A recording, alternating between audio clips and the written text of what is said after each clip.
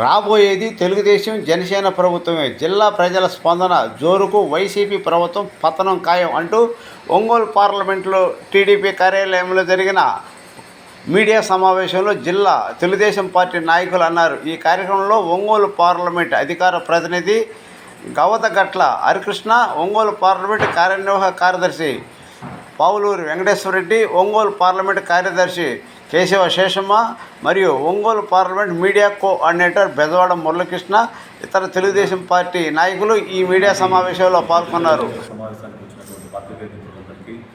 ముందుగా మా ప్రకాశం జిల్లా తెలుగుదేశం పార్టీ తరఫున మీ అందరికీ హృదయపూర్వక నమస్కారాలు. ఈరోజు ప్రెస్ మీట్లోని ముఖ్య అంశం ఏంటంటే, మా నాయకుడు జాతీయ అధ్యక్షుడు చంద్రబాబు నాయుడు గారు చేపట్టినటువంటి రా కదలిన సభలు ప్రతి పార్లమెంటు నియోజకవర్గంలో ఒక చోట పెట్టి ఇప్పటి నుంచే ఎన్నికల సమర శంఖారావాన్ని పూరించడం, ఆ సమర శంఖారావ సభలకు వస్తున్నటువంటి విశేష జన స్పందన గురించి చర్చించుకోవటం, అది చూసి ఈ దుర్మార్గపు వైఎస్ఆర్ కాంగ్రెస్ పార్టీ నాయకుల ప్యాంట్లు కూడా తడిచిపోయేటువంటి పరిస్థితి వచ్చిందంటే, ఈరోజు తెలుగు రాష్ట్ర ప్రజలు, ఆంధ్రప్రదేశ్ రాష్ట్ర ప్రజలు ఏ స్థాయిలో తిరుగుబాటుకు సిద్ధమయ్యారో ఇప్పటికే అందరికీ అర్థమైపోయింది. మరి ఈరోజు మా నాయకుడు చెప్పినటువంటి కార్యక్రమంలో ప్రతి పార్లమెంట్లో ఏదో ఒక అసెంబ్లీ సెగ్మెంట్లో రా కదలిన సభలు పెట్టి అక్కడ స్థానిక పరిస్థితులకు అనుగుణంగా వారికి హామీలు ఇవ్వడం, అక్కడ జరిగినటువంటి వైఫల్యాన్ని ఎండగట్టడం, అదే మాదిరిగా ఆయన చేయబడినటువంటి కార్యక్రమాలకు భవిష్యత్తులో పార్టీ ప్రణాళికలను ప్రజలందరికీ వివరించడం, వాళ్ళందరినీ రేపు రాబోయే ఎలక్షన్స్లో తెలుగుదేశం పార్టీకి మద్దతుగా నిచ్చే విధంగా కార్యోన్ముఖులు చేయటం ప్రణాళికగా తీసుకుని మా నాయకుడు ఈ రకంగా కార్యక్రమం చేపట్టారు. దాంట్లో భాగంగా మన ఒంగోలు పార్లమెంటు నియోజకవర్గంలో కనిగిరి అసెంబ్లీ నియోజకవర్గంలో మొట్టమొదటిసారిగా సమర శంఖారావ సభను పెట్టడం, దానికి ప్రకాశం జిల్లాలో విశేష స్పందన కల్పించడం, ఉగ్ర నరసింహారెడ్డి గారు ఆధ్వర్యంలో, కనిగిరి ఇన్ఛార్జ్ ఉగ్ర నరసింహారెడ్డి గారి ఆధ్వర్యంలో ఆ సభ దిగ్విజయమైంది. ఆ దిగ్విజయం ఉత్సాహంలో మళ్ళీ మొన్న ఆచంట, తిరువూరు, ఆదోని, తుని, తర్వాత బొబ్బిల్లో వచ్చినటువంటి సమర శంఖారావ సభలు దిగ్విజయంగా అప్రయత్నంగా కొనసాగుతూ ఉన్నాయి. ఇది చూసి అక్కడ తాడేపల్లి ప్యాలెస్లో గందరగోళమైనటువంటి పరిస్థితులు నెలకొన్నాయి. వాళ్లకు ఎవరి టికెట్ ఇస్తున్నారో, ఎవరి టికెట్ ఉన్నాయో, ఎవరి టికెట్ లేవో తెలియని అయోమయంలో వైసీపీ నాయకులు పడిపోయినటువంటి పరిస్థితులు ఉన్నారు.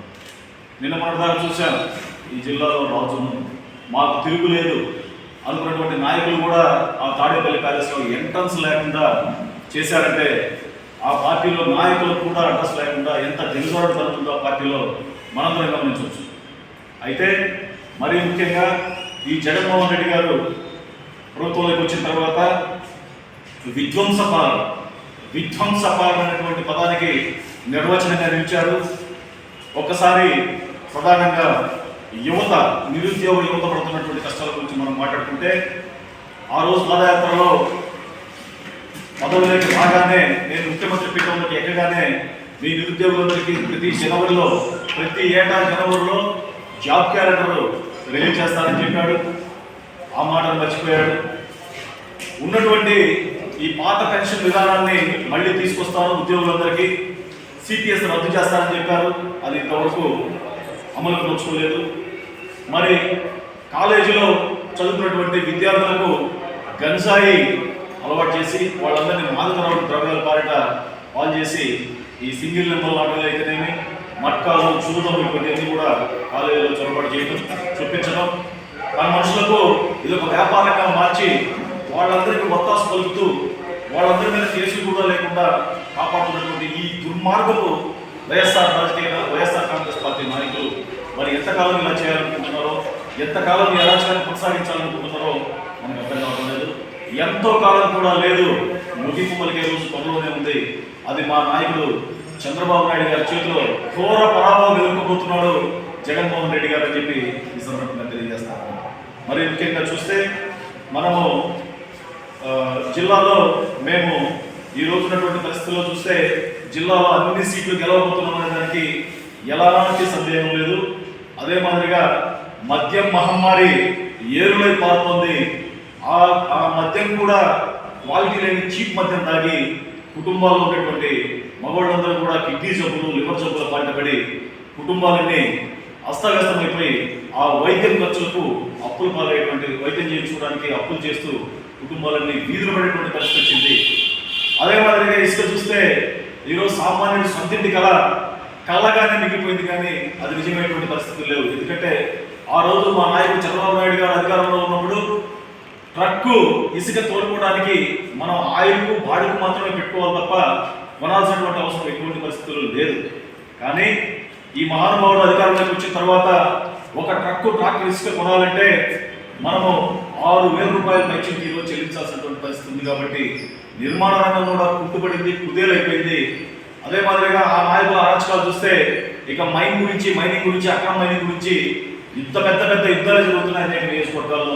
మొన్నటికి మొన్న నెల్లూరులో మొదలకూరు దగ్గర మా నాయకుడు పోలిట్ బ్యూరో సభ్యులు సోమిరెడ్డి చంద్రమోహన్ రెడ్డి గారు ఆ గనులకు అడ్డుపడి అక్కడ నిద్ర చేసి వాళ్ళని మొత్తం నిలువరించి పోలీసు కేసులు పెడితే ఆ కేసులు తీసుకోకపోగా ఈ కేసులు పెట్టినటువంటి మా నాయకుడు సోమిరెడ్డి చంద్రమోహన్ రెడ్డి గారి మీదనే వాళ్ళు తిరిగి కేసు పెట్టేటువంటి పరిస్థితికి వచ్చారంటే ఎంత అరాచకమో, ఎంత అక్రమమో ప్రజలందరూ గమనించాలని చెప్పి ఈ సందర్భంగా నేను కోరుతా ఉన్నా. అదే మాదిరిగా మహిళలు ఉంటే మా తల్లులు, మా మహిళా మనులు అని చెప్పి వాళ్ళందరినీ ఆశీర్వదిస్తా, నేను ఆదుకుంటా, హక్కు చేర్చుకుంటా అని మాయమాటలు చెప్పి ఈరోజు ఆ రకంగా మహిళా మనులంతా అంగన్వాడీలు వీధికెక్కితే కడుపు తలుపుకుపోయేటువంటి పరిస్థితి.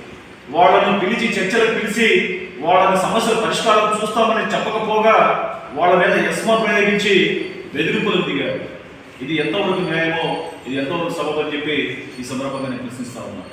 అంతేకాకుండా రేపు మేము అధికారంలోకి వస్తే స్త్రీ శక్తి, మహిళా శక్తి పేరుతో మహిళలందరికీ ఉచిత ఆర్టీసీ ప్రయాణం కల్పిస్తానని చెప్పి మా నాయకుడు చంద్రబాబు నాయుడు గారు మినీ మేనిఫెస్టోలో పెట్టడం జరిగింది. అదే మాదిరిగా 18 సంవత్సరాలు దాటిన తర్వాత యువతులందరికీ ప్రతి నెలకు 15 చొప్పున 59 సంవత్సరాల వరకు ఆయన మహిళా మనులందరికీ స్త్రీ శక్తి పథకం కింద ప్రతి నెల 15 ఇస్తాను జరిగింది. అదే మాదిరిగా ఎంతమంది పిల్లలు ఉంటారో అంతమంది పిల్లలకు అమ్మఒడి పథకాన్ని, అంటే ఇక్కడ ఈ పథకం కాకుండా మా నాయకుడు స్త్రీ శక్తి నిధి కిందనే ఎంతమంది పిల్లలు ఉన్నా అంతమంది పిల్లలకు చదువుకుని పెడతానని చెప్పి చెప్పబడింది. ఈయన అమ్మఒడి అన్నాడు. అంతకుముందు చంద్రబాబు నాయుడు గారు 2014 అధికారంలోకి వచ్చిన తర్వాత ఆల్రెడీ ఇవన్నీ ఉన్న స్కీమ్సే. స్కాలర్షిప్స్ ఉండేది, తర్వాత అటాచ్డ్ హాస్టల్ ఫీజు ఉండేది, అవన్నీ తీసేసి ఈయన పేరు మార్చి జగనన్న విద్యా దీవెన, జగనన్న వసతి దీవెనని ఆయన సొంత నిధులు ఇచ్చినట్టుగా ఆయన పేర్లు పెట్టుకుని ఆయన దిగజారుడుతనాన్ని నిరూపించుకున్నాడు. సొమ్ము ఒకటి అన్నట్టు సొమ్ము ప్రజలది, ప్రభుత్వానికి సోకేమో ఆయన చేసుకుంటున్నాడు. పబ్లిసిటీ పిచ్చి పట్టింది ఆయనకి. అది కూడా ప్రజలందరూ గమనిస్తున్నారని చెప్పి ఈ సందర్భంగా నేను తెలియజేస్తా ఉన్నాను. అదే మాదిరిగా నిన్న కొత్తగా ఒక దొంగ చట్టాన్ని తీసుకొచ్చాడు, అక్రమ చట్టాన్ని తీసుకొచ్చాడు, భూ హక్కు చట్టం అని. దాని మీద నిన్న విశాఖపట్నంలో లాయర్లు, అడ్వకేట్స్ అందరూ కూడా పెద్ద ఎత్తున ధర్నా చేపట్టారంటే ఆ చట్టంలో ఎన్ని లొసుగులు ఉన్నాయో, ఎంత అక్రమమైనటువంటి చట్టాలు ఉన్నాయో మనందరం అర్థం చేసుకోవచ్చు. అందుకనే నిన్న లాయర్లకే కడుపు మండి వాళ్లే ధర్నాకు దిగారు. ఈ భూ హక్కు చట్టం కనుక అమలైతే ఖచ్చితంగా మన భూముల మీద మనము తెలియకుండా మనం హక్కును కోల్పోతాం. ఈ భూములను ఆయనే సొంతంగా మళ్ళీ తాకట్టు పెట్టి అప్పులు తెచ్చుకునే విధంగా ఆయన ప్లాన్ చేసుకున్నారు. ఈ కుట్రను బహిర్గతం చేసి చంద్రబాబు నాయుడు గారు దీన్ని ఖండించడం జరిగింది. మా ప్రభుత్వం అధికారంలోకి వస్తే ఇటువంటి దొంగ చట్టాలు, నల్ల చట్టాలను రద్దు చేయడానికి చంద్రబాబు నాయుడు గారు ముందుంటారని చెప్పి నేను తెలియజేస్తా ఉన్నా. కాబట్టి ఈ భూ హక్కు చట్టాన్ని నిర్ద్వందంగా తెలుగుదేశం పార్టీ ఖండిస్తా ఉంది. దీన్ని వెంటనే వెనక్కి తీసుకోవాలని చెప్పి డిమాండ్ చేస్తా ఉన్నాం. అదే మాదిరిగా ఈ యొక్క ఎక్కడ మేము విన్నాం, ఈ మద్యము సొంతంగా గవర్నమెంట్ వ్యాపారం చేసుకుంటూ ఆ మద్యం అమ్మే వాళ్ళందరినీ వైసీపీ కార్యకర్తలు పెట్టి మద్యం అమ్మడానికి వాళ్ళు పెట్టి ఆ కార్యకర్తలు కూడా మళ్ళీ ప్రతి బాటిల్ మీద ఎక్సెస్ మందు తీసుకుంటే 10 రూపాయలు వీళ్ళు సొంతంగా కమిషన్ తీసుకుంటున్నారనే విషయం మా దృష్టికి వచ్చింది. ఎవరైనా కార్యక్రమాల కోసం, ఏదైనా ఫంక్షన్ల కోసం కొంచెం ఎక్కువ మొత్తంలో మద్యం కొనుగోలు చేస్తే అక్కడ అమ్మేటువంటి వైసీపీ కార్యకర్తలు అక్కడ అమ్మకందారులుగా ఉన్నారు, ఉద్యోగస్తులుగా ఉండి అమ్ముతున్నారు. వాళ్ళ పార్టీ వాళ్ళకి ఆ ఉద్యోగాలు కూడా చిన్న ఉద్యోగాలు కూడా ఇవ్వడం జరిగింది. వాళ్ళు ప్రతి బాటిల్ మీద 10 రూపాయలు అడిషనల్గా వసూలు చేస్తున్నారనే విషయం కూడా మా దృష్టికి వచ్చింది. దీన్ని తీవ్రంగా ఖండిస్తున్నాం. మొదలే నాసిరకం మద్యం అమ్ముతున్నాం, తక్కువ 50 రూపాయల మధ్యాన్ని 150 రూపాయలు అమ్ముతున్నాం. ప్రజల ప్రాణాలతో, ఆ మద్యం అలవాటు ఉన్నటువంటి వాళ్ళ ప్రాణాలతో, వాళ్ళ జీవితాలతో చెలగాటలాడుతున్నాం.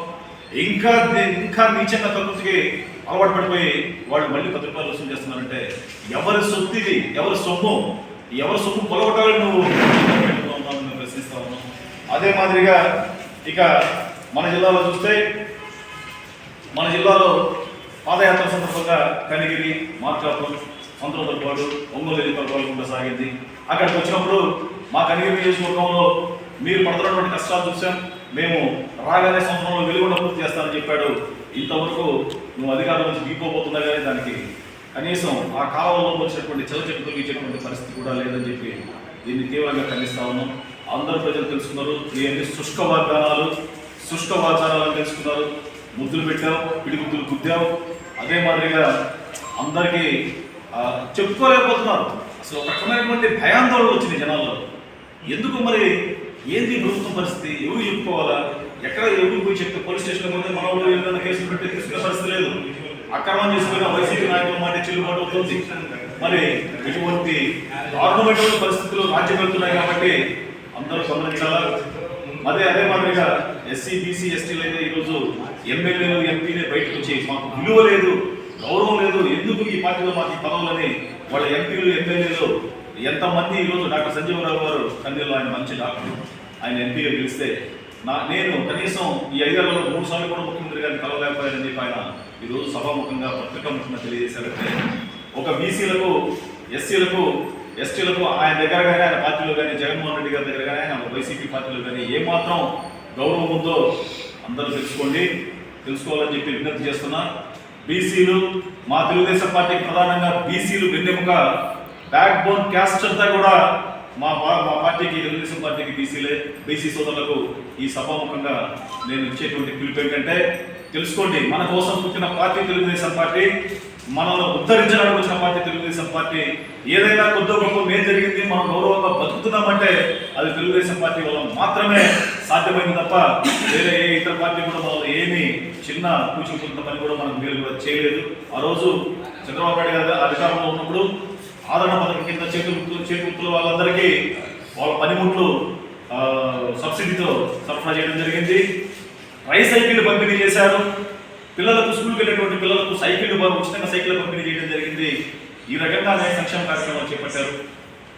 అదే మాదిరిగా పదవిలోకి వచ్చిన తర్వాత పక్క రాష్ట్రంలో చూస్తే జయలలిత గారు పెట్టినటువంటి అమ్మ క్యాంటీన్స్ని ఆ కొత్తగా వచ్చిన ముఖ్యమంత్రి వాళ్ళిద్దరి పార్టీలకు పచ్చగడ్డి వేస్తే పప్పుమంటారు. అయినా కూడా ప్రజలకు ఉపయోగపడుతుంది కాబట్టి జయలలిత గారి పేరు మీదనే ఆయన అమ్మ క్యాంటీన్లు కొనసాగించారు పక్క రాష్ట్ర ముఖ్యమంత్రి. మరి ఆయన పేరు పెట్టుకోవచ్చు, మీ తండ్రి పేరు పెట్టుకో, ఏమైనా పెట్టుకో.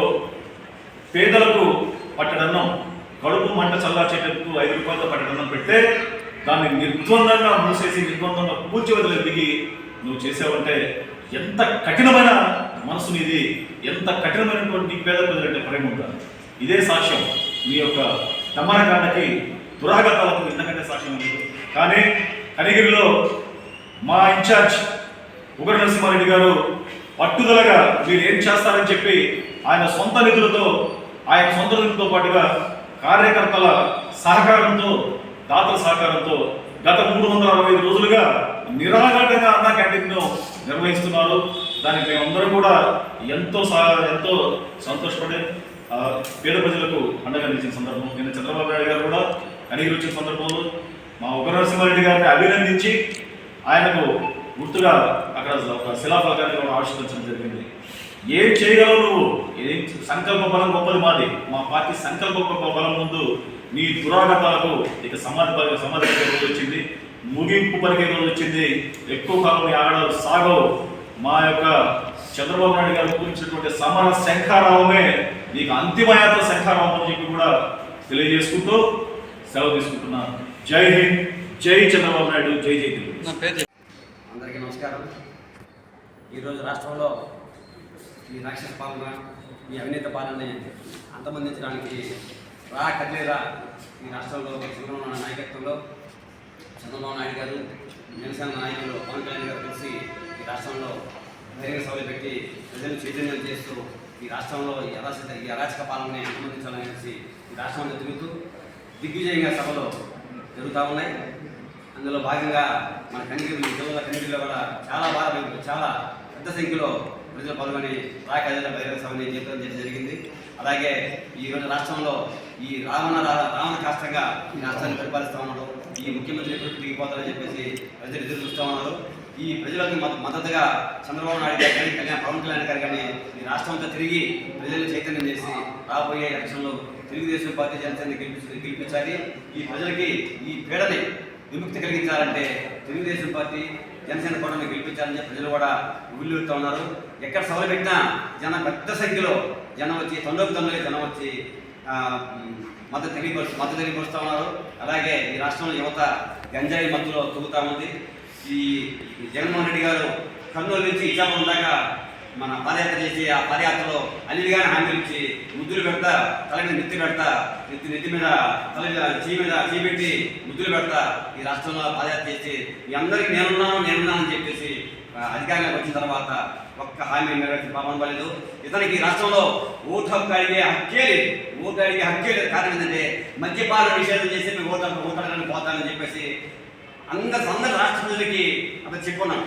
నేను వచ్చే ఎలక్షన్లో మద్యపాన నిషేధం చేసి ఓటు అడుగుతాను, లేకపోతే ఓటు అడగను అని ఒక స్లోగన్ ఆయన ఇచ్చినాడు.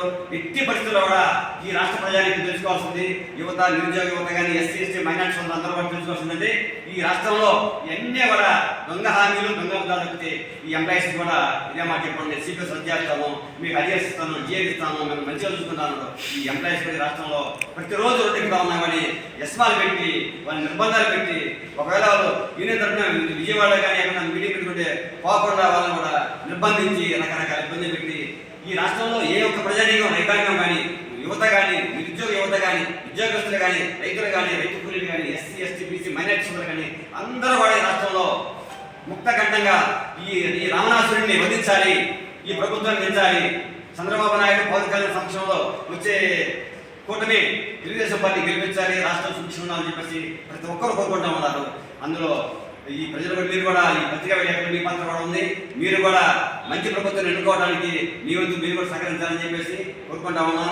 అలాగే ఈ ఏదైనా కంపెనీ రాష్ట్రానికి యువతకి ఏదైనా కంపెనీలు వస్తే కంపెనీలు కూడా పక్క రాష్ట్రాలు పారిపోతా ఉన్నాయి. కియా కానీ మొదలు పెట్టుకుంటే కియా తీసుకొస్తే కియా పక్కన అనుబంధ కంపెనీ 36 కంపెనీలు వస్తే వాళ్ళు మన పెనుగొండ బాట దాటి కర్ణాటక బాట చిక్కల్లాపూర్లో 36 కంపెనీలు పెట్టుకుంటే మనకు వచ్చే జిఎస్టీ పోయింది, మనకి రాబడి పోయింది.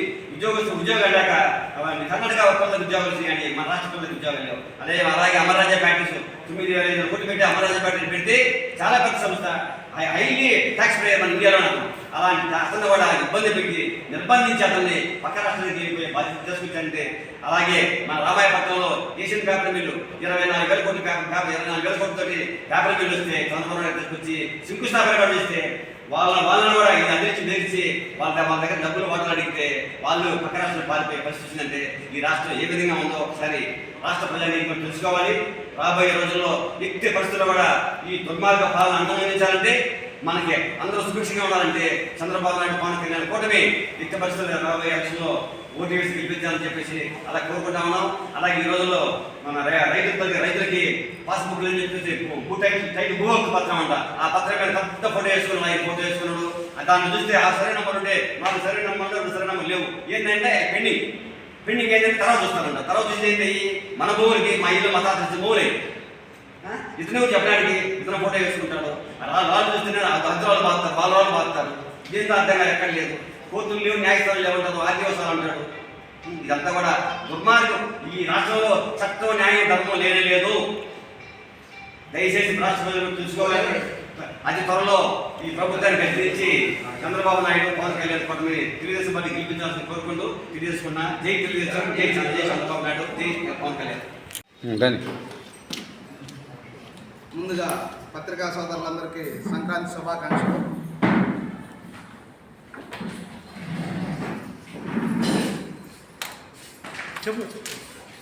మాట్లాడాలి. అందరికీ పత్రికా సోదరులందరికీ సంక్రాంతి శుభాకాంక్షలు. ఈ ప్రెస్ మీట్ యొక్క ముఖ్య ఉద్దేశం మా అధ్యక్షులు ప్రారంభించినటువంటి రా కదలిరా ప్రోగ్రాం యొక్క విధంగా ముందుకెళ్తుంది. దాని గురించి అందరూ ప్రజలు మాట్లాడుకుంటున్నారు. రాబోయేది తెలుగుదేశం జనసేన ప్రభుత్వం మాత్రమే.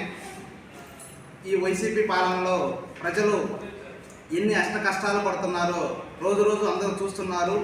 అదేవిధంగా మహిళలు కానీ, లేకపోతే రోజు వేతనాలకు వెళ్ళే కూలీ వారు కానీ, అంగన్వాడీ వర్కర్స్ కానీ, అందరు ఎంప్లాయీస్, ప్రైవేట్ వర్కర్స్ కానీ అందరూ ఇబ్బందులు పడుతున్నారు. అదేవిధంగా ప్రస్తుతం జరుగుతున్నటువంటి ఈ మైనింగ్ మాఫియా కానీ, ఇసుక దందాలు కానీ ఇవన్నీ పోవాలంటే జనసేన తెలుగుదేశం ప్రభుత్వం అధికారంలోకి రావాలి.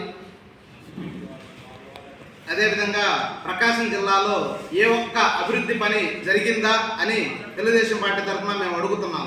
ఇంతమంది నాయకులు జిల్లాలో మేము ఇన్ని సీట్లు గెలిచామని చెప్పుకుంటున్నారే, ఏ ఒక్క అభివృద్ధి పని చేశారా ఎక్కడైనా జిల్లాలో? మీరేమైనా ప్రెస్కి ముందుకు వచ్చి మాట్లాడే దమ్ముందా ఏ నాయకుడికైనా నేను అడుగుతున్నాను. అదేవిధంగా నిన్నటిదాకా లోకల్లో ఒక నాయకుడు చెప్పుకున్నాడు, ప్రకాశం జిల్లాలో నేను తలుచుకుంటే ఆ తెలుగుదేశం పార్టీ లేకుండా చేస్తా అన్నాడు. ఇవాళ అతని పరిస్థితి ఏంటనేది అతనికే వదిలేస్తున్నాము. అదేవిధంగా జిల్లాలో ఉన్న నాయకులందరూ కలిసి ఏ ఒక్క రామాయపట్నం పోర్టు కానీ, డెవలప్మెంట్ కానీ, ఎలుగొండ ప్రాజెక్టు గురించి కానీ ఏ రోజైనా మీరు అసెంబ్లీలో మాట్లాడే దమ్ముందా మీకు? అసలు మీకు ప్రజలు ఓట్లేసి గెలిపించి మిమ్మల్ని అసెంబ్లీకి పంపించారు. ఏ రోజైనా ఒక ప్రశ్న మా జిల్లాలో ఫలానా అభివృద్ధి పనులు జరగలేదు, మా నియోజకవర్గంలో ఫలానా పని పెండింగ్ ఉందని అడిగే దమ్ము మీకుందా మీ నాయకుడి దగ్గర అడుగుతున్నారు. జగన్ ఒకే ఒక ప్రశ్న చెప్తున్నా, 151 సీట్లతో మీకు అధికారం ఇచ్చింది కదా ప్రభుత్వం. ఈ రోజు ప్రజలు మీకు ముందుగానే చర్మగీతం పడుతున్నారని మీకు అర్థమైపోయింది. సో దీన్ని బట్టి మీకు అర్థమయ్యేది ఏంటంటే రాబోయే తెలుగుదేశం జనసేన ప్రభుత్వం. కాబట్టి అందరూ గమనించి రేపొద్దున అధికారాన్ని తెచ్చి తమ మంచి సుపరిపాలనకు మద్దతు ఇవ్వాల్సిందిగా కోరుతున్నాం. జై తెలుగుదేశం, జై చంద్రబాబు, జై జనార్దన్ గారు.